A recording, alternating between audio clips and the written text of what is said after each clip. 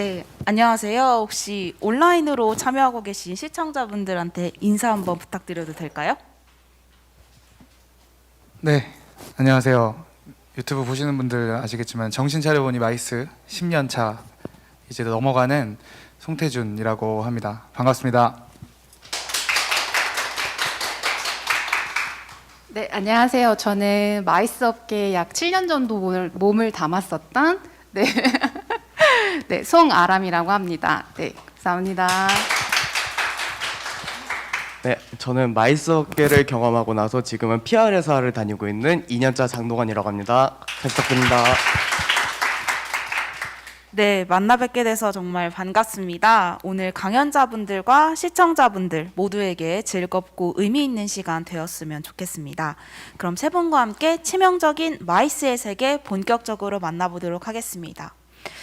마이스의 세계, 기획에 빠진 게 죄는 아니잖아. 이번 토크쇼의 주제인데요. 모두 드라마 부부의 세계 보셨나요? 봤죠? 아, 네, 네, 네.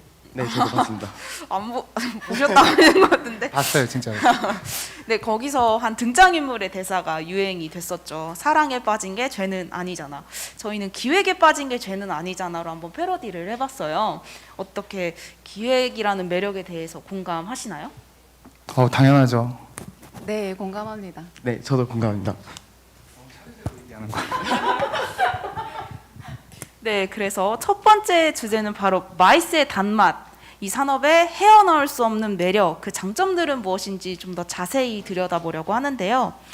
오늘 이 세션에 가장 선배님으로 오신 송태준 연사님께 첫 번째 질문 드리고 싶습니다. 이 업계에서 오래 일할 수 있는 비결이라고 해야 될까요? 한 참가자분께서 이 일의 가치를 묻는 질문을 해주셨어요.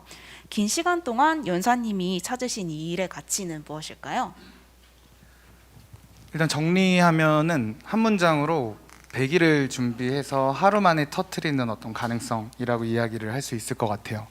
지금 이 젊은 기획자 포럼도 작은 시작에서 지금 여기 모여서 행사일이 됐잖아요. 여러분도 준비를 지금 적극 참여 멤버 9분과 하는데, 제가 사전 기획을 했던 한 달, 그리고 여러분이 투입돼서 준비한 한 달 반에서 2달이라는 시간을 이 하루도 아니고 한 반일에다 다 쏟아붓는단 말이에요. 그러면 그 전에 기획했던 것들과 아이디어 이런 거를 실행화하는 과정이 굉장히 뿌듯하단 말이죠. 그래서 아마 지금 이 행사가 끝나고 여러분도 다 느끼실 텐데, 그게 어떻게 보면은 이 업하는 사람들이 되게 마약 같다. 진짜 그것 때문에 너무 힘들어도 그 맛을 내가 못 버린다라고 하는 경우가 많습니다. 그게 저는 가장 큰 매력이라고 생각을 합니다. 네, 아마 행사를 기획하고 진행해 본 경험이 있는 분들이라면 많은 공감을 하실 것 같은데요. 혹시 다른 연사님들은 이 일의 가치 혹은 보람 어떤 거라고 생각하세요? 우선은 저는 약간 이 일을 하면서 가장 느낄 수 있는 부분이 이 일에 대한 자부심인 것 같거든요. 왜냐하면은 워낙에 다 아시다시피 힘들게 일하는 부분도 있고, 그리고 뭐 업무적인 환경이 조금 열악한 부분도 있긴 하지만 이제 내가 했던 일이 이런 거다라는 자부심이 하나 있어서 뭔가 이 일에 대한 가치가 더 커지지 않을까라는 생각이 들고요. 그리고 저는 이제 개인적으로 제 성격이 조금 그러니까 외향적이기보다는 내성적인 부분이 굉장히 많기 때문에 어떻게 보면 이 직업군에 있어서는 조금 부족한 성격이라고 얘기할 수 있는데, 그런 부분이 일을 하면서 얻는 자부심을 통해서 이제 제가 뭐 클라이언트와 싸우기도 하고, 그리고 또 내가 내 생각을 다른 사람에게 막 적극적으로 어필하기도 하고 하면서 그런 성격적인 단점도 보완할 수 있고 해서, 어떻게 보면 이 일에 대한 가치는 뭐 어쨌든 제가 느끼는 자부심이고, 그리고 아시다시피 마약 같은 매력이기 때문에 계속 할 수밖에 없었던 것 같습니다. 네, 장동원 연사님은요? 저는 이제 저희가 기획서 했을 때 상당히 많은 아이디어를 내는데, 그 아이디어들이 이제 무대를 통해서나 아니면 뭐 행사를 통해서 그런 것들이 이루어졌을 때 약간 그런 거에서 이제 쾌감을 느껴서, 저는 그런 거에서 상당히 매력적인 직업이라고 생각을 합니다. 네, 다들 다양한 매력을 말씀을 해주셨는데, 송아람 연사님의 이야기가 좀 기억에 남아요. 제가 사전에 참가자들한테 질문을 몇 개 받았었는데 이 일을 하고 싶어 하시는 분들 중에서 내성적인 성격을 가지신 분들이 좀 고민을 많이 하시더라고요. 사실 사전에 질문 인터뷰를 드릴 때 장동환 연사님한테 내성적인 성격을 외향적인 성격이 이 행사 진행에 도움이 되는지를 여쭤봤었는데 그때 되게 좋은 말씀을 해주셨던 것 같아요. 혹시 그거에 대해서 다시 한번 말씀해 주실 수 있을까요? 이게 행사를 하는 당일에만 본다면 당연히 외향적인 것들이 더 중요하다고 볼 수도 있고 그럴 수도 있는데, 그리고 커뮤니케이션 부분도 그럴 수 있지만 우리가 하는 일은 어쨌든 사무실에 앉아서 업무적인 부분도 봐야 되고 예산도 해야 되기 때문에 어떻게 보면 내향적인 분들이 그런 꼼꼼함은 더 많이 가지고 있다 생각을 해요. 그렇기 때문에 뭔가 외향적이거나 내향적인 부분들이 둘 다 합쳐졌을 때 이 일이 더 잘 될 것 같아서 어느 한쪽에 내가 쏠렸다고 해서 방금 송아랑 연사님이 말씀해 주신 것처럼 어떠한 부분을 보완을 할 수 있는 직업이라고 생각해서 그런 것들은 별로 중요하지 않다고 생각을 합니다. 네, 참여자분들 중에 그런 성격을 가진 분들이 이 두려움을 좀 가지시는 것 같아서 두 연사님의 생각을 꼭 한번 전해드리고 싶었습니다. 네, 그럼 다음 질문입니다. 사실 이 질문은 다음 주제죠. 마이스의 쓴맛. 단점을 다루면서 이야기를 하려고 했는데 새 연사님의 답변을 듣다 보니까 그건 단점보다는 장점인 것 같다는 생각이 들더라고요. 그래서 공교롭게도 세 분 모두 지금은 이직 또는 퇴직을 하신 상태잖아요. 혹시 이직이나 그 퇴직의 이유를 한번 들어볼 수 있을까요? 송태준 연사님부터. 저부터 할까요? 네, 이거 말해야 되는 거죠? 네, 맞습니다. 네, 일단은 저는 그 직장을 행복하게 다녔던 한 사람이었고요. 그 제 유튜브 보시는 분들은 아시겠지만 몇 안 됩니다. 이런 사람이 행복하게 다녔고 그 사람들과 지금도 만나고 여기도 지금 와 있는데 그만두게 된 이유는 두 가지라고 할 수 있을 것 같아요. 첫 번째는 일반적인 이야기입니다. 내가 이렇게 쌓아 올린 것들로 대체 뭘 못할까라는 생각이 들었습니다. 그래서 아까 이제 개체 의지에 대해서 말씀을 드렸었는데 내 거를 만들자라는 생각 때문에 코로나가 시작되는 타이밍에 그냥 신경 안 쓰고 그 퇴사를 결심을 하고 나왔고요. 그리고 두 번째 이유가 진짜 좀 쓴맛 같은데 이 시간이라는 게요. 이 시간. 어쨌든 직급이 올라가면서 급여 수준은 많이 높아졌습니다. 많이 높아졌는데 근데 그 시간은 줄어들기가 사실은 힘들어요. 왜냐? 그 급여 수준이 높아진다는 거는 연차가 쌓인다고 되는 게 아니라 능력이잖아요. 능력이 쌓이면 쌓일수록 할 수 있는 일이 많아지니까 이제 조직에 몸을 담고 있다 보니 쓰일 때가 많은 거죠. 그러다 보니 이제 시간이 지나도 계속 제 시간이 없고 이제 첫 번째 이유를 해야 되는데 그걸 할 수 있는 시간이 없어서 호기롭게 결정을 하게 되었죠. 그러면 다음 송아람 연사님. 네, 저는 우선 약 한 7년 정도 일을 하다 보니까 어느 순간 제가 하는 업무에 대한 새로움보다는 조금 익숙함이 먼저 다가오더라고요. 그래서 뭐 물론 경력이 있기 때문에 그런 일에 대한 뭐 업무나 익숙함은 당연한 거겠지만, 근데 그 익숙함에 좀 빠져서 뭐 일을 좀 쉽게 하려고 한다던가 뭔가 좀 다양한 어떤 변화에 대한 거를 느끼지 못한다고 하면 제가 그냥 그 자리에만 머무는 사람이 될 것 같아서 저는 이 지점쯤에서 한번 끊어주자라는 생각으로 이제 변화를 원해서 이제 저는 퇴사를 하게 됐던 경우고요. 그리고 제가 하는 일이 뭐 싫다거나 물론 힘들긴 하지만 하는 일에 대한 가치를 못 느낀다던가 아니면은 뭐 어떤 신물이 났다던가 한다는 이유라기보다는 제가 그동안 쌓았던 경험을 토대로 좀 더 다른 걸 해보자라는 생각으로 이제 회사를 나오게 된 경우입니다. 네, 그럼 장동원 연사님. 저는 조금 두 분과는 다르게 아직도 기획 좀 마이스 회사는 나왔지만 어쨌든 행사 기획 쪽을 하는 PR 회사에 들어갔는데 거기에 들어가게 된 가장 큰 이유는 제가 전 회사에서 일하다 보니까 이 BTL 마케팅이나 약간 캐주얼한 행사들이 더 잘 맞더라고요, 저랑. 그래서 조금 더 다양한 행사들을 경험할 수 있는 그러한 기획 PR 회사를 가면은 스펙트럼이 더 넓게 일할 수 있을 것 같다는 생각이 들어서 조금 이직을 선택하게 됐고, 하지만 아직도 마이스 쪽에 대한 그 규모적인 부분이나 그런 거에 대해서의 열망은 아직도 남아 있는 것 같습니다. 네, 세 분의 답변을 들으면서 어떤 이 마이스 산업이 에 대한 애증이라고 해야 될까요? 그런 걸 느낄 수 있었던 것 같아요.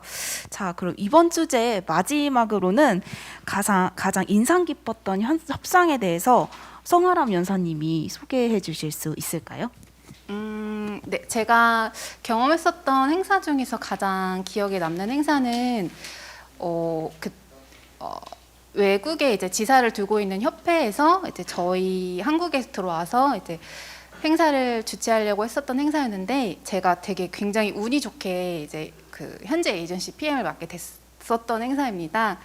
가장 기억에 남는 이유는 아무래도 이제 PM이다 보면은 견적이나 이제 예산에 대한 협의를 하게 되는데 그때 당시 저희가 이제 에이전시 피를 어느 정도 이제 조금 기존에 받았던 것보다 조금 높게 이렇게 요청을 했음에도 불구하고 저희 그 에이전시 피 그 서비스 차지에 대한 부분은 전혀 뭐 협상이라든가 협의에 대한 의지 없이 바로 받아들여 주시더라고요.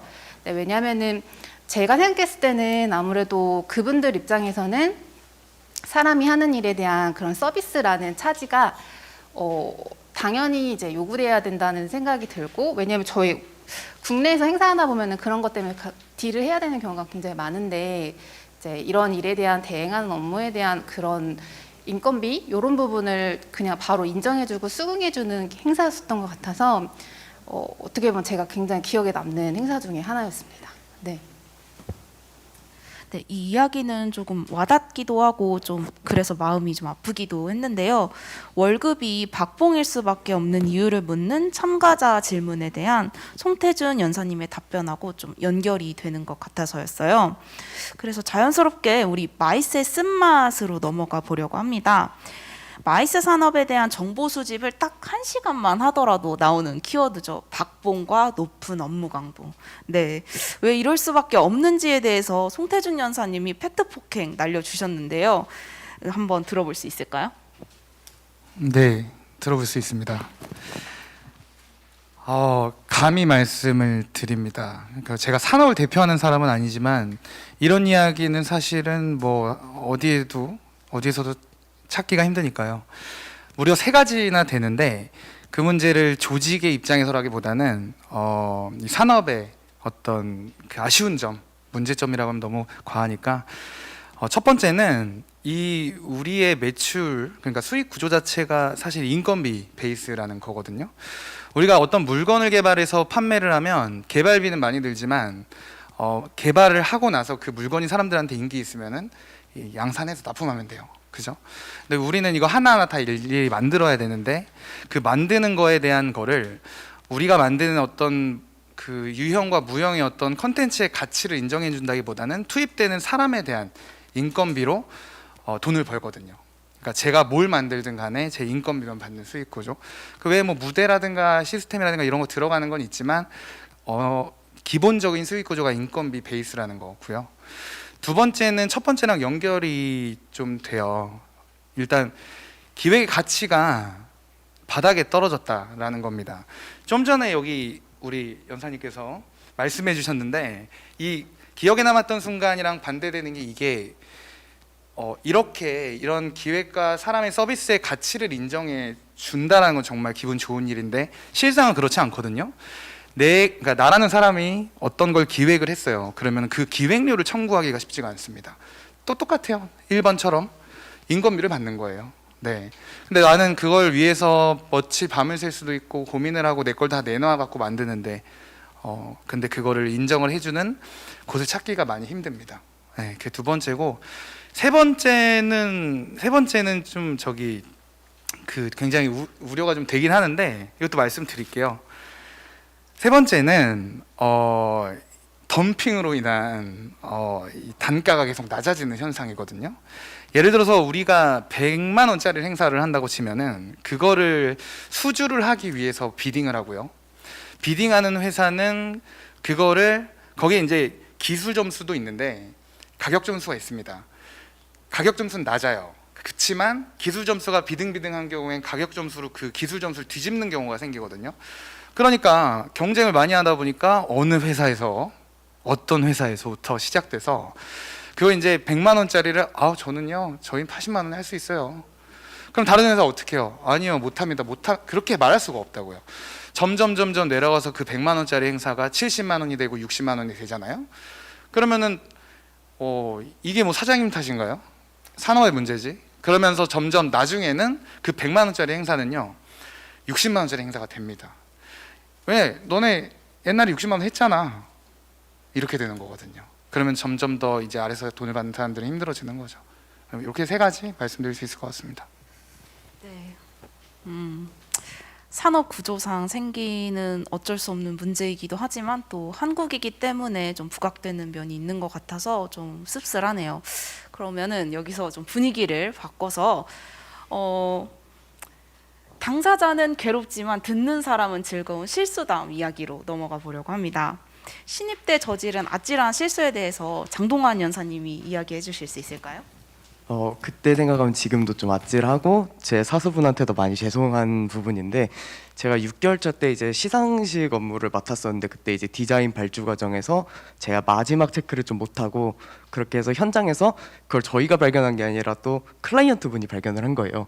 근데 그때 이제 제가 대처를 좀 잘 못했던 부분도 있었고 해서 좀 가장 아찔했던 실수였는데, 그래서 저는 이 실수를 통해서 좀 많이 배웠던 게, 그 당시에 제가 책임을 지려고 하는 것도 아니고 변명을 하는 것보다는 빠른 보고 체계를 통해서 윗분들이 어떻게 할지에 대한 그런 코멘트를 해주세요가 더 빠른 것 같고, 그리고 이런 우리 일은 어쨌든 사람과 사람의 일이기 때문에 실수가 발생되면은 이게 감정적으로 상하게 되고, 그러다면 또 서로 클라이언트와의 관계도 안 좋아지기 때문에 이게 빠른 인정을 하는 게 중요한 것 같고, 그리고 제가 전 회사 다닐 때 이제 저희 본부장님께서 이런 말씀을 해주셨어요.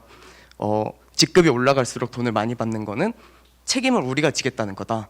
신입한테는 책임을 지라는 게 아니라 실수를 통해서 배우라는 거다.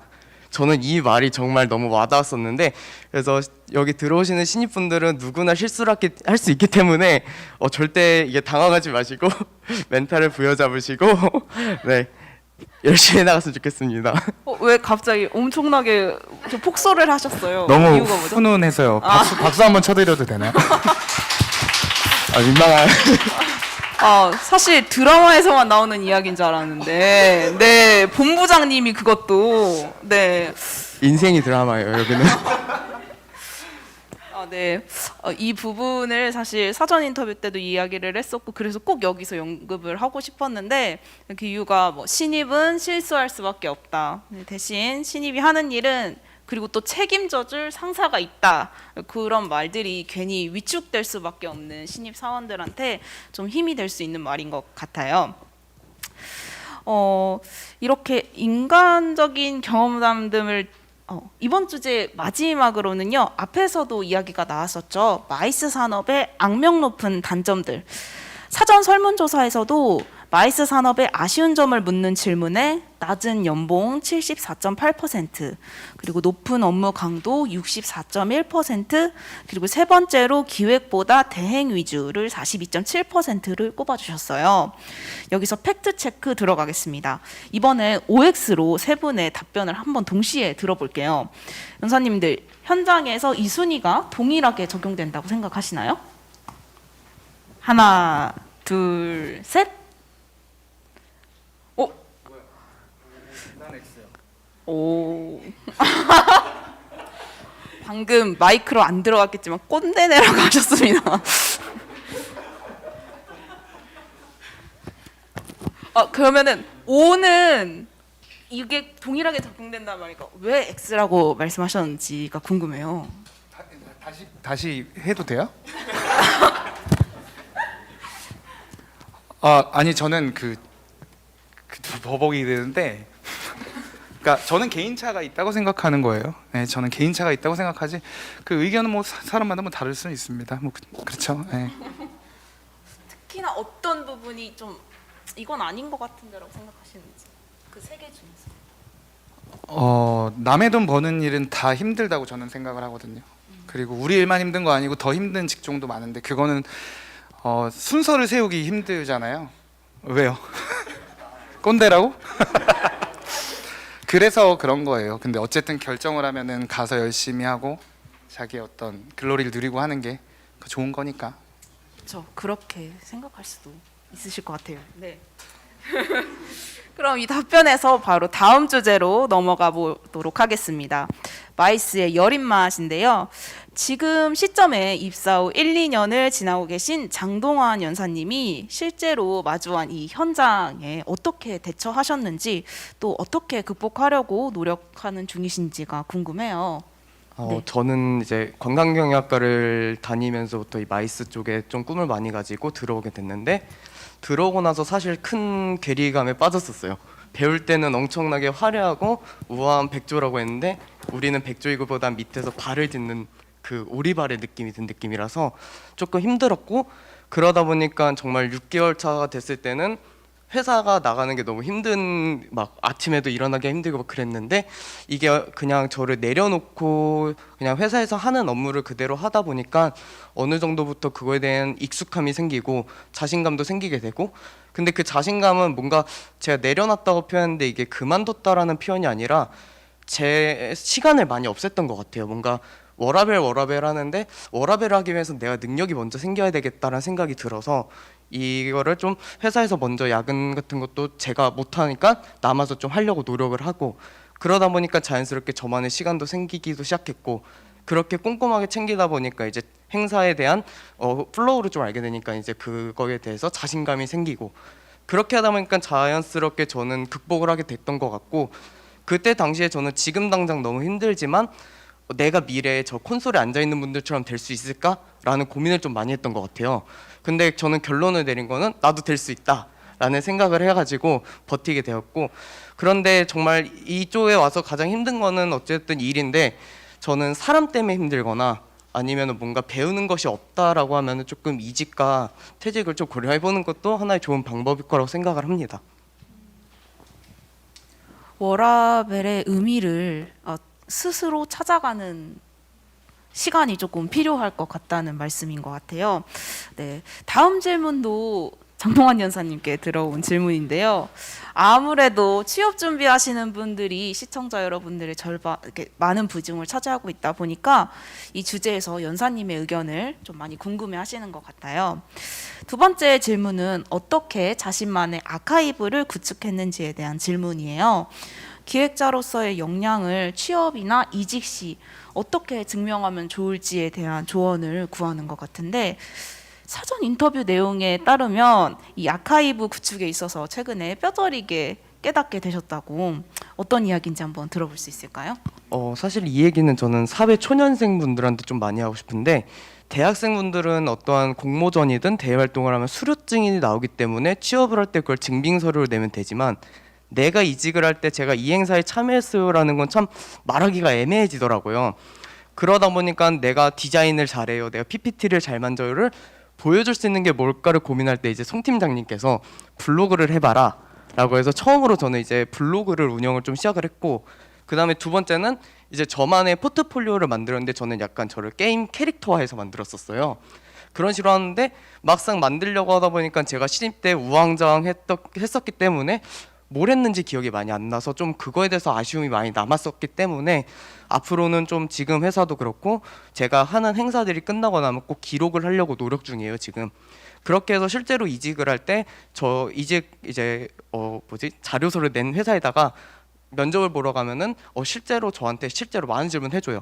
이 행사는 어땠고 이 행사에서 무엇을 했고 그 다음에 또 블로그도 저는 수치화로 보여줄 수 있다는 점이 너무 좋더라고요.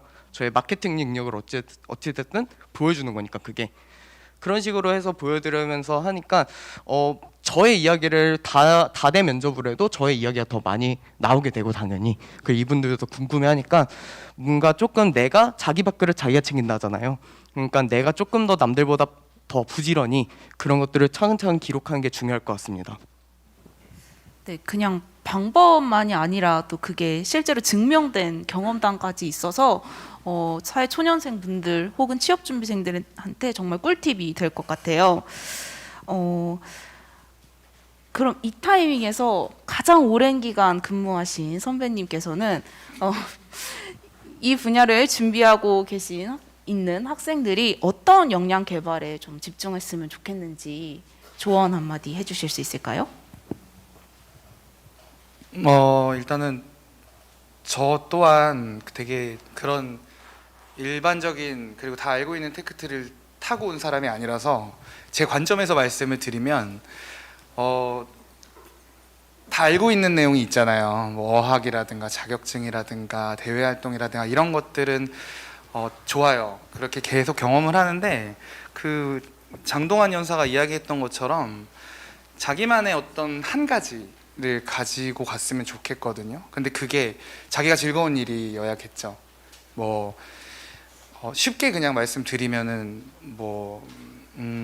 영상 제작을 그냥 일반 요새는 툴도 많으니까 일반 사람들보다 조금 더 알아서 그 로직까지 이해를 할 수 있다거나 아니면은 뭐 SNS 요새 많이 하는데 제가 지금 채널 운영하는 것처럼 작지만 자기 유튜브 채널 운영한다거나 사실 그런 것들이 결국에는 자기가 남길 수 있는 것들 뭐 이거든요. 그러니까 회사에 남기거나 이러는 게 아니라 그런 거를 하나쯤은 꼭 정해서 가져가라 라는 이야기를 해주고 싶습니다. 두 연사님의 대답을 통해서 어떤 역량 개발에 집중하면 좋을지 또 그리고 그걸 어떻게 증명하면 좋을지를 들어본 것 같아요. 이제 벌써 이번 주제의 마지막 질문인데요. 아마 많은 취업 준비생과 이직을 준비하시는 분들이 눈을 반짝이고 있을 것 같습니다.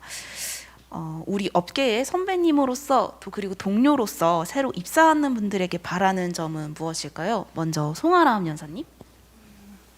네, 우선은 제가 요즘 취업 준비한 친구들을 보면은 굉장히 저희 때보다 훨씬 더 똑똑하고 되게 야무진 친구들이 많더라고요.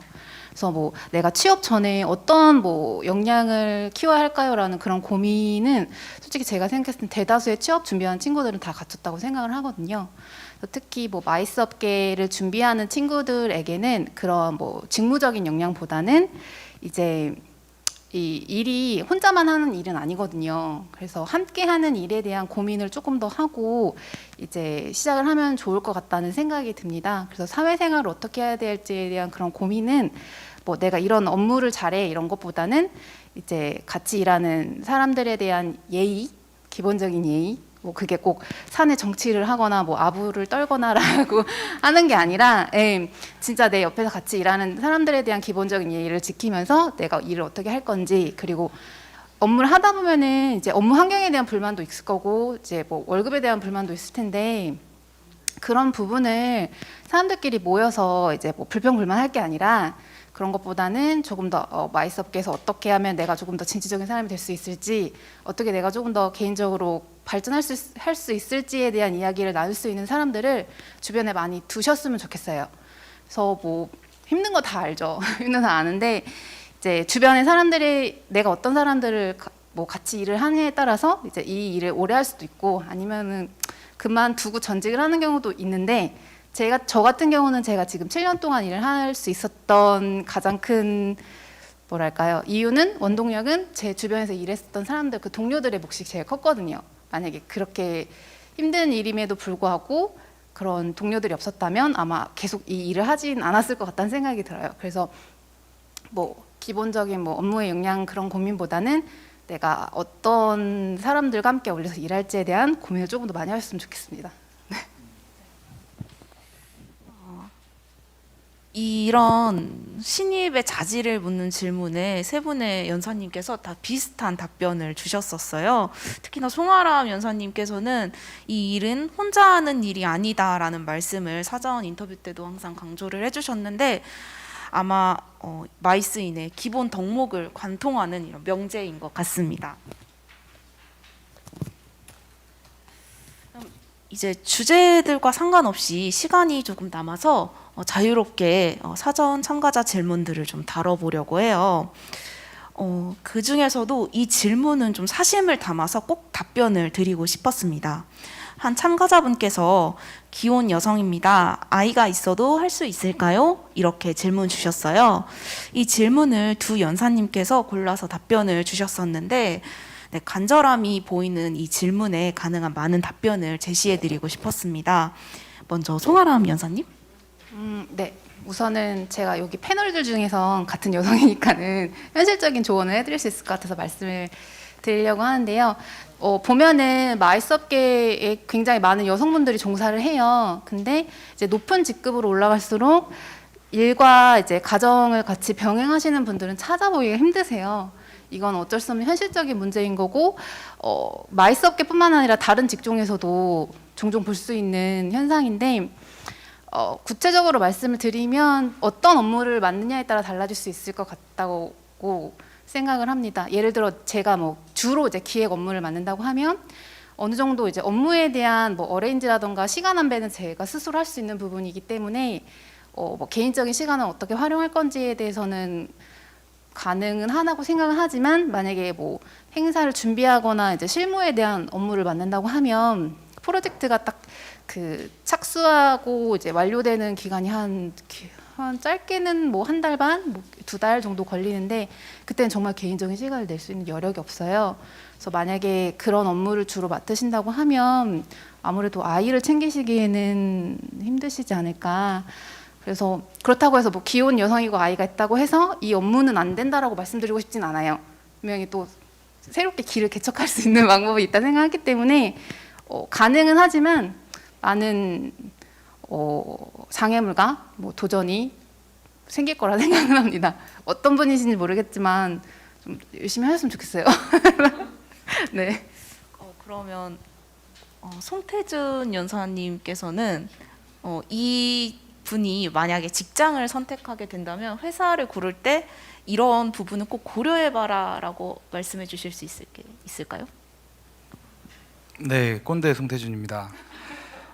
예, 일단은 아까도 말씀드렸던 것처럼 여기도 사람 사는 데거든요. 그리고 남의 돈 버는 일은 원래 힘든 거고 한데 저는 송하람 연사님이 이야기한 거랑 같은 맥락으로 생각을 하고요.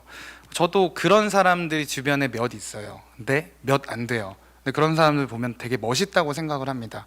이유가 뭐겠어요? 그게 얼만큼 힘든지 아니까 그런 거겠죠. 그래서 저는 송하람 연사님이랑 의견이 동일하고 어떤 직무를 맡는 거랑 동시에 중요한 게 직장 선정입니다. 그리고 어떤 직장을 선정하느냐, 루틴한 일을 통해서 좀 무난하게 좀 행사를 하면서 마이스 쪽 일을 하면서 돈을 버는 회사냐, 아니면은 진짜 치열하게 이제 기획을 하고 실행을 하고 기획을 하고 실행을 하고 하는 회사에 들어가느냐를 사실은 조금만 노력하면은 조금은 알아볼 수 있어요. 근데 그런 결정 과정이라든가 그리고 아니면 실력을 좀 더 키워서 프리랜서 기획자를 하는 것도 참 좋은 그림이다라고 말씀을 드릴 수가 있을 것 같습니다. 네, 고민하고 계셨던 그 질문자분에게 조금 도움이 됐으면 좋겠습니다. 그리고 마지막 질문 한번 다뤄볼게요. 기억에 장동환 연사님께 드리고 싶은데요.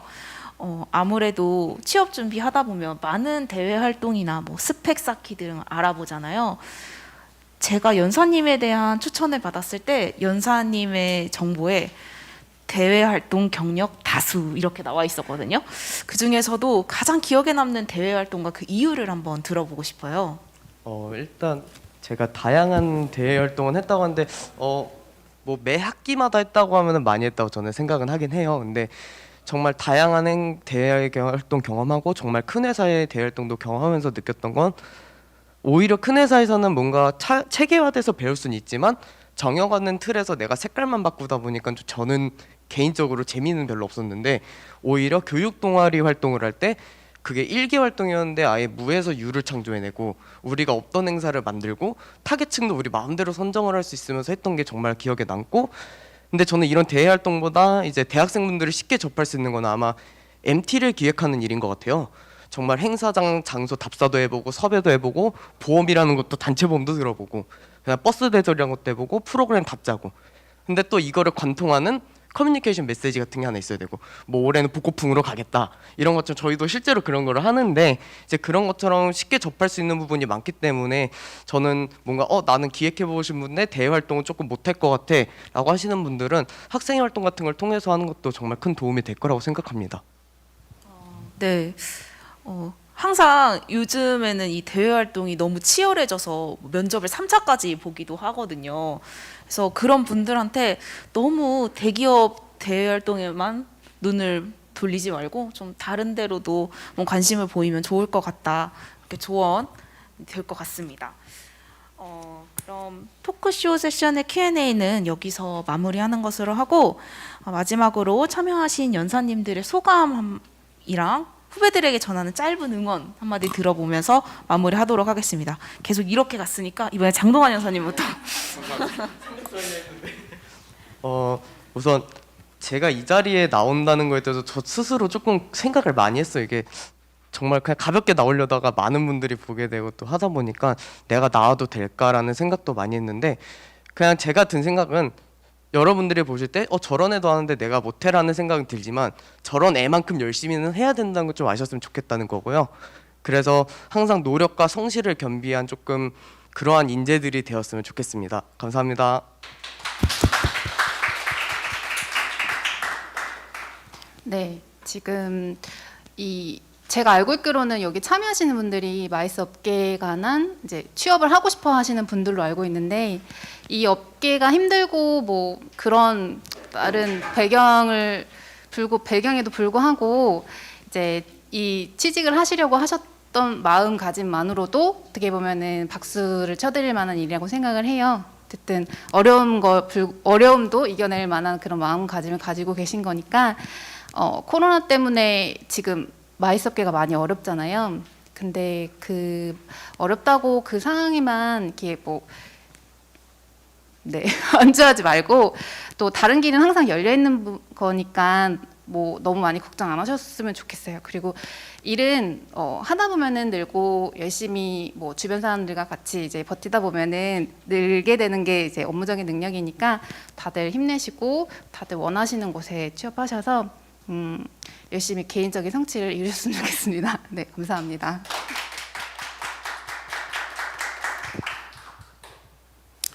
예, 비슷한 맥락이고요. 어쨌든 여러분이 걱정하시는 게 사실 정해져 있어요. 아까 말씀하신 그 통계 수치에서도 이야기하는 것처럼 그게 가장 걱정이 될 거예요. 이 일이 즐거운지 아는데. 근데 그 부분에 대한 거는 일단 아까 기조강연 첫 번째에서도 그랬죠. 선택은 본인의 몫. 그러니까 최대한 많이 알아보고 정말 가볼 만하면 가봐라. 좋다. 이런 이야기를 해주셨는데, 선택을 자기가 하는 게 정말 중요할 것 같고요. 그리고 또한 그 문제들을 극복하고 후배들한테 좋은 사례로 남기기 위해서 즐거운 일을 하면서 돈도 많이 벌고 행복하게 살 수 있는 걸 증명하기 위한 선배들도 많이 있으니까 가려고 하면 좋은 길이다 라는 이야기를 해드리고 싶습니다. 네, 감사합니다. 네, 이 자리를 위해서 많은 질문에 답 고심해 주시고 또 어려운 시국에 현장에 직접 나와서 자리 환하게 비춰주셔서 너무나 감사드립니다. 연사님들께 뜨거운 박수 랜선으로 한번 보내주세요. 그럼 이제 자리로 돌아가셔서 이제 연사님이 아닌